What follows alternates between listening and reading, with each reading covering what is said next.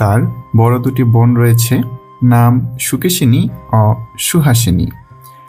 তাদের নামের সাথে মিল রেখে শুভার বাবা তার নাম রেখেছিলেন সুভাষিনী। এখন সবাই তাকে সংক্ষেপে শুভা বলে ডাকে।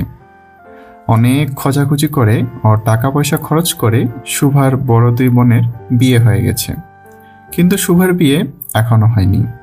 যে কথা বলতে পারে না, সে যে অনুভব করে, এটা কেউ বিশ্বাস করে না। যেই দেখত সেই শুভার ভবিষ্যৎ নিয়ে দুশ্চিন্তা করত। শুভা ছোটবেলা থেকেই ভেবে নিয়েছিল যে সে হলো সৃষ্টিকর্তার অভিশাপ। সবার কাছ থেকে শুভা নিজেকে লুকিয়ে রাখত। শুভার মা শুভাকে নিজের একটি ত্রুটিস্বরূপ হিসেবে দেখত। শুভার মা তার প্রতি ছিল বড়ই বিরক্ত। তিনি শুভাকে গর্ভের কলঙ্ক বলে মনে করেন। কিন্তু শুভার পিতা বাণীকণ্ঠ ছিলেন ব্যতিক্রম। তিনি অন্য মেয়েদের তুলনায় শুভাকে একটু বেশি ভালোবাসতেন। শুভা কথা বলতে পারত না, কিন্তু তার বড় বড় পাপড়িযুক্ত দুটি কালো চোখ ছিল, এবং শুভা যখন কোনো কিছু বলতে চাইত তার ঠোঁট দুটি কেঁপে উঠত। শুভা মুখ দিয়ে কথা বলতে না পারলেও তার চোখ দেখলেই যেন বোঝা যেত সে কি বলতে চায়। শুভা চুপচাপ, শব্দহীন এবং সঙ্গীহীন। কেউ তার সাথে খেলা করত না। সবাই শুভাকে এক প্রকার ভয়ই পেত। শুভাদের বাড়ি নদীর পাশেই। শুভা কাজকর্ম শেষ করে যখনই সুযোগ পায় নদীর তীরে এসে বসে। প্রকৃতি যেন শুভার হয়েই কথা বলে। শুভার যে হাতে গোনা কয়েকজন কাছের বন্ধু ছিল না, তাও কিন্তু নয়। গোয়ালঘরের দুটি গাভী, সর্বস্বী ও পাঙ্গুলি ছিল শুভার অনেক কাছের বন্ধু। শুভা কি বলতে চায় তা মানুষের চেয়েও ভালো বুঝত তারা। শুভা প্রতিদিন নিয়ম করে 3 বার গোয়ালঘরে যেত। বাসায় কেউ গালিগালাজ করলে অথবা শুভার মন খারাপ হলে শুভা গোয়ালঘরে তার সেই বন্ধুদের কাছে যেত। এছাড়াও শুভার ছিল একটি ছাগল ও বিড়ালের বাচ্চা। মানুষের মধ্যে শুভার আরও একটি বন্ধু জুটেছিল। তার নাম প্রতাপ। প্রতাপ ছিল অত্যন্তই অকর্মণ্য একটি চরিত্র। সে যে কাজকর্ম করে সংসারের উন্নতি করবে, সে আশা প্রতাপের বাবা মা ত্যাগ করেছে অনেক আগে। প্রতাপের প্রধান শখই ছিল ছিপ ফেলে মাছ ধরা, কারণ এতে অনেক সময় বসে বসেই কাটানো যেত। এদিকে শুভাও নদীর তীরে বসে থাকত, যার ফলে প্রতাপের সাথে শুভার প্রায়ই দেখা হইত। প্রতাপ শুভার মর্যাদা বুঝিত, কারণ শুভা কথা বলতে পারত না, এবং মাছ ধরার সময় শুভার থেকে ভালো সঙ্গী আর কেউ হতে পারে না। এই জিনিসটা প্রতাপ খুব ভালো মতোই বুঝত। প্রতাপ শুভাকে আদর করে সু বলে ডাকত।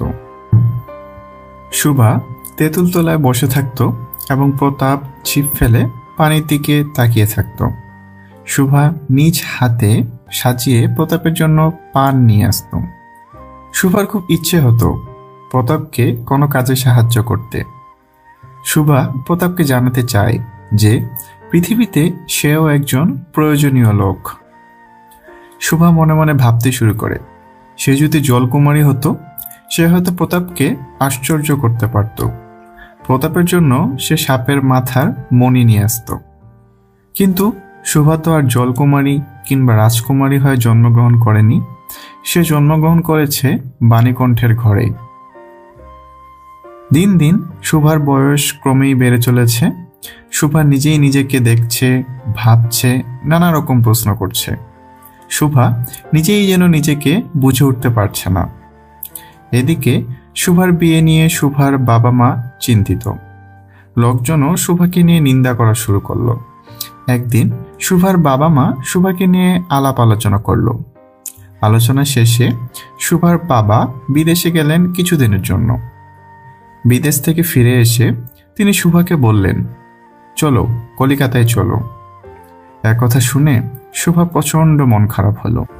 এরই মধ্যে একদিন বিকেলে মাছ ধরতে ধরতে প্রতাপ শুভাকে বলল, কিরে শু, তোর নাকি বর পাওয়া গেছে, তুই বিয়ে করতে যাচ্ছিস? দেখিস আমাদের ভুলিস নে আবার। একথা শুনে শুভা মনে প্রচণ্ড কষ্ট পেল। সেদিন শুভা আর সেই গাছের তলে বসল না। শুভার বাবা বাণীকণ্ঠ ঘুম থেকে উঠে তামাক খাচ্ছিলেন। এমন সময় শুভা তার পায়ের কাছে বসে বাবার মুখের দিকে তাকিয়ে কাঁদতে শুরু করলো। শুভাকে সান্ত্বনা দিতে গিয়ে বাণীকণ্ঠের শুকনো গালে চোখের পানি গড়িয়ে পড়ল। কাল কলিকাতায় যাওয়ার দিন স্থির হলো। শুভা গোয়ালঘরে গিয়ে তার বন্ধুদের কাছ থেকে বিদায় নিল। সেদিন রাতে শুভা তার সবার ঘর থেকে বের হয়ে তার সেই পরিচিত নদী তটে শুয়ে পড়ল। শুভা যেন এই ধরিণীকে বলতে চায়, তুমি আমাকে যাইতে দিও না মা, আমার মতো দুটি বাহু বাড়াইয়া তুমিও আমাকে ধরে রেখো। ঠিক এভাবেই সমাপ্তি ঘটে শুভা গল্পটির। শুভা গল্পটি আমাদের শেখায় যে অনুভূতি প্রকাশ করার জন্য শব্দের চেয়ে হৃদয়ের ভাষা বেশি গুরুত্বপূর্ণ। এটি আমাদের সমাজের কঠোর বাস্তবতাকে সামনে তুলে ধরে, যেখানে বিশেষ চাহিদা সম্পন্ন মানুষদের প্রতি সহানুভূতির অভাব দেখা যায়।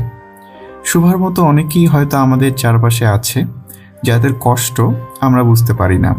তাই আমাদের উচিত মানুষের প্রতি আরও মানবিক হওয়া, তাদের অনুভূতির মূল্য দেওয়া এবং ভালোবাসা ও সহানুভূতি দিয়ে তাদের পাশে দাঁড়ানো। আশা করি এই আলোচনা থেকে তোমরা শুভা গল্পের যে গভীর বার্তাটি কবি রবীন্দ্রনাথ ঠাকুর আমাদের দিতে চেয়েছেন তা তোমরা বুঝতে পেরেছ। ভিডিওটি ভালো লাগলে একটি লাইক দিয়ে কমেন্ট করে তোমার অনুভূতি আমাদের জানাতে পারো এবং এরকম আরও ভিডিও পেতে চ্যানেলটি সাবস্ক্রাইব করে আমাদের সাথেই থাকো। দেখা হবে নতুন কোনো ক্লাসে নতুন কোনো ভিডিও নিয়ে। সেই পর্যন্ত সকলেই ভালো থাকো, সুস্থ থাকো। আল্লাহ হাফেজ।